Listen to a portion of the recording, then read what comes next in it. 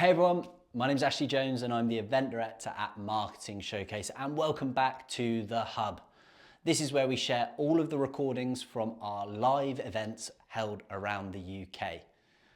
In this particular episode, we're hearing from Jon Mowat, who's from Hurricane Social, as he dispels some of the biggest marketing myths around today. It's a really cool session because he presents you'll see in a minute, he presents the tip as, yes, we could go viral, but maybe we need to think about things this way. Jon's a brilliant speaker and we're absolutely delighted to have him. So if you want to see Jon and many other marketing experts at an event near you, head over to our website and sign up to our events for free. For now, enjoy this clip. At 5, marketing yeses. We're all marketing people. Yeses that we know, that we live by, and we're saying, but maybe it's not actually what we think it is. So hopefully you can go away with some insights. Number 1, the first yes. Organic social grows brands, right? We all believe that. We all know that. Not in about 5 minutes, you won't.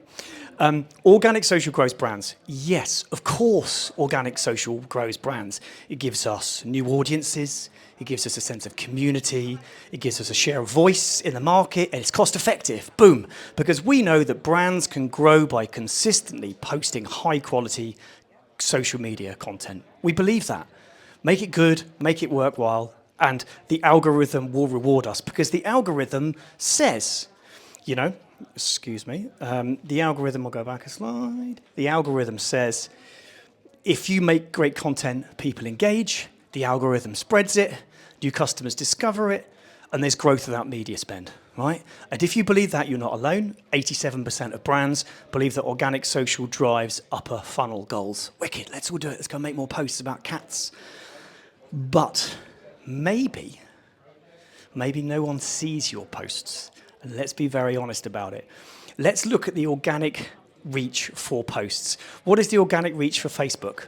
40% of followers. Brilliant. If it was 2010, which is when that statistic has come from, what do we think the organic reach when you do a post is? Facebook, 1 to 2% of followers. Instagram, under 5% of followers. So that post that you carefully craft all morning, getting seen by maybe 5%. And if you're looking to grow your brand, the only way, especially on Facebook, that post will be seen by someone who already isn't following you, is if somebody forwards it to them. And 0.07 of page's fans engage, let alone post it. So it's not making anyone famous, is it? Let's be honest. Because in order to grow, when we're talking about brand growth, when we're talking about growing a brand, what do we need? We need reach, right? Just so everyone knows what reach is, let's quote the wonderful Byron Sharp and the Binet and Field. Anyone who hasn't read the books, you need to go and get the books. So Byron Sharp, brands grow by reaching light buyers and future buyers, right? You grow by reaching new people, not by selling to the frequent followers who follow you on Instagram. Binet and Field, from The Long and the Short of It, which is out on the IPA's very expensive book, but it's worth getting one secondhand. Brands grow through broad reach over time, not small engagement with narrow audiences, right? So what we could say is if we want to grow our brand, we need reach. We need reach. And we're not going to get that from organic social. But I hear you say, we can go viral. Fantastic. So what we're going to do is go viral, which leads us to the number 2, yes, but maybe. Yes, hacking the algorithm will win reach. If we just do the right things and we follow the right processes and we go viral, we're going to get reach and then we're going to get rich. Hacking the algorithm will win reach. Yes. What we're going to do is we're going to go full Mr. Beast, we're going to go full PewDiePie, we're going to do all the hacks and the tricks and the thumbnails, right? And we know this because TikToks explode, a tweet gets billions of views, a reel takes off, and that is proof that algorithmic distribution can replace paid media. And I think you can all see what's coming next, right? But maybe viral success is actually just classic survival bias, right? We see the ones that success. And let's not forget that platforms encourage the myth. They promote success stories. They frame algorithms as meritocracies. And unfortunately, they are not. They publish best practice playbooks. If you do this, you will go viral. And they keep the door to viral success slightly open. And why do they do this? Well, they do that so you keep going back. But the economic model, the very economic model of platforms is they rely on paid distribution. 134 billion spent on Meta, 120 spent on TikTok, 35 on YouTube, 31 billion. They don't like giving stuff away, right? But what they do want to do is keep us hooked, keep us telling us that we can do it.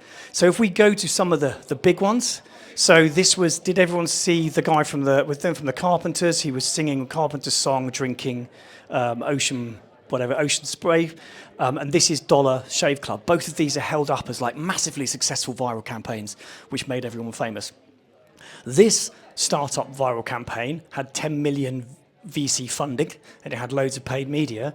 And this one, the brands didn't even make it. He made it, and they just reposted it. So this idea that we're going to go viral isn't necessarily true, but it doesn't mean we can't do it. What we do need to understand is how we are going to grow, because we can't rely on just posting organic. We can't rely on going viral. But what we can do is we can grow. We can make sure that we reach enough people that your share of voice exceeds your market share. And this is very marketing nerd, and I'm very sorry. This is full textbook stuff, right? But to grow, you must reach enough people consistently, right? And that's what we're going to do. So what I want to talk to you about is, what does all that mean? Two things we need to know. Share of voice. Everyone knows what share of voice is, right? Absolutely, there, yeah. The percentage of the total advertising and communication visibility that your brand gets, right? So fundamentally, of all the noise in the world, 10% of it is yours, 20% of it is yours. Typically, bigger brands with bigger market share have bigger share of voice. Share of market, or SOM, is the percentage of the total category sales that your brand currently holds. What that means is, typically, if you've got a 10% share of voice, you've typically got a 10% share of market. Easy, basic maths. Where it gets interesting is that it's been shown time and time again, read Binet and Field, real as Byron Sharp's books, that when your share of voice is excess to your share of market, that's when you grow, right? So we need to make enough more noise in the market so the excess share of voice, or ESOV, if you're very nerdy, correlates with future growth. So if our share of voice is bigger than our share of market, we're going to grow.